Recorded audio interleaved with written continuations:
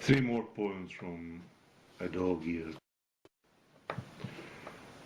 Three more poems from a dog-eared book. This is for Mr. Freeman 2545, who has decided to execute himself on YouTube. Not exactly execute himself, but he's going to stop his channel, which is a great loss. And apparently it's today that it's going to happen. There's an appointed executioner. I hope it's Hank the Hand who does the execution. Here it is. Hangovers.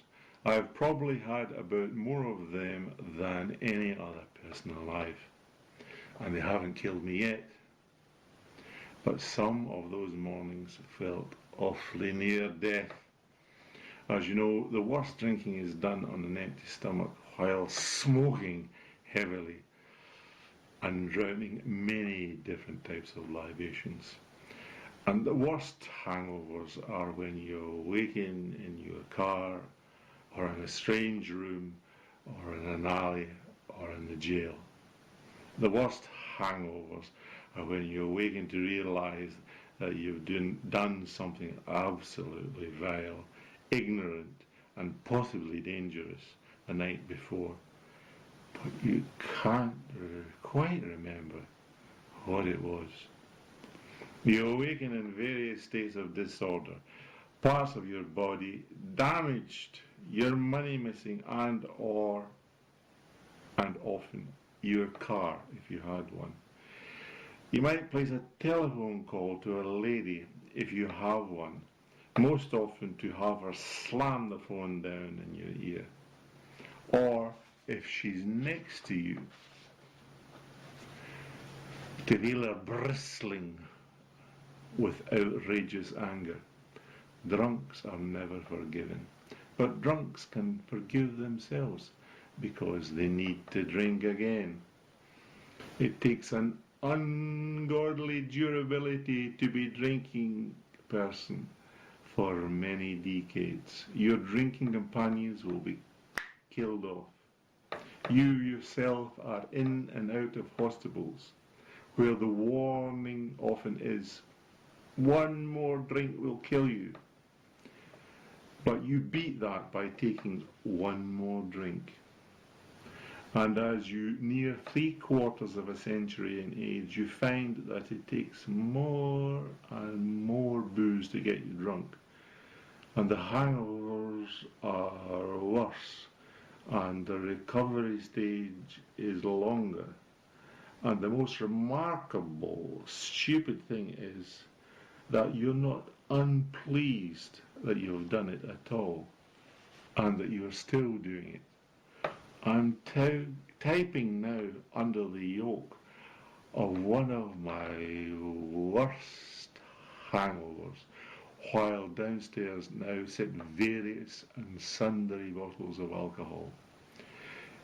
It's all been so beastly lovely, this mad river, this gouging, plundering madness, that I would wish upon anybody but myself. Amen. There we are. That was the hangovers. There was another one I wanted to read.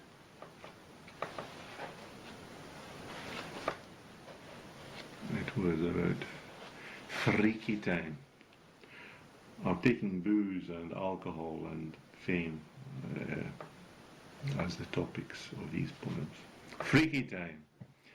The lady down at the end of the bar keeps looking at me. Ooh. I put my head down. I look away. I light a cigarette. I glance again. She's still staring at me. She's charmingly dressed, and she herself, well, you might say that she's beautiful. Her eyes meld with mine. I'm elated and nervous, and she gets up and she goes to the ladies' room. Such a behind, such grace, what a gazelle. She gets up, goes to the ladies' room. Such a behind, such grace. What a gazelle. I glance at my face in the mirror. I look away. She's back. Then the barkeep comes down. A drink from the lady at the end of the bar. I nod my thanks to her. I lift my drink, smile, and I give it a hit. She's looking again. What a strange and pleasurable experience. I look forward. I examine the backs of my hands. Not bad hands as far as hands go.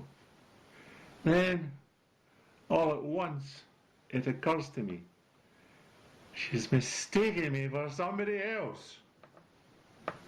There's more of it, but I'm not going to read it. I think that's a good ending there.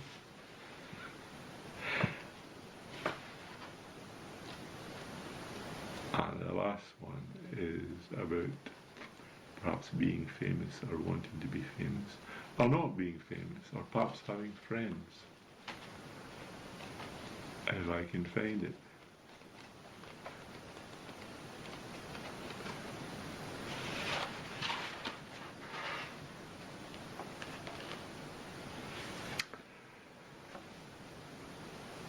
I'll have a minute.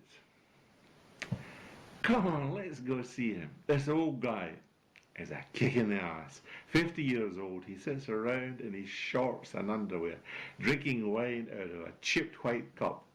He sits with shades pulled down, and he's never on the TV set. The only time he goes out is for more wine, or to the racetrack in his baby blue 58 Comet. You get there, he's distraught. Some woman has always left him forever, and he pretends to play it with bravado, but his little slit eyes are filled with pain. He pours drinks all round, just gulps the crap down. Then sometimes he'll get up and he'll puke. It's really something. You can hear him for blocks. Then he'll come out and he'll pour another drink. He'll go on and on drinking. And then, once in a while, he'll say something crazy. Like, anything 3 dogs can do, 4 dogs can do better. Other things too. Or he'll smash the glass of the bottle against the wall. He worked as an orderly in a hospital for 15 years, then quit. He never sleeps at night. And for a guy that ugly, I don't see how he gets all his women. And he's jealous. You just look at one of his women and he'll take a swing at you. Then he gets drunk and he tells crazy stories. And he sings. And guess what?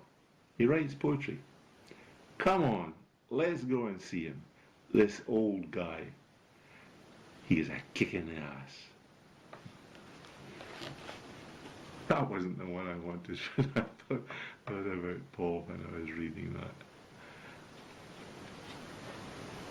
that. Hemingway never did this. No, it's not that one. Hangovers have done that one.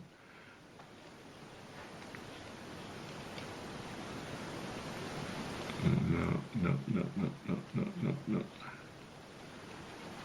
Oh. Bonaparte's Retreat, that's a good one. But it's too long to read.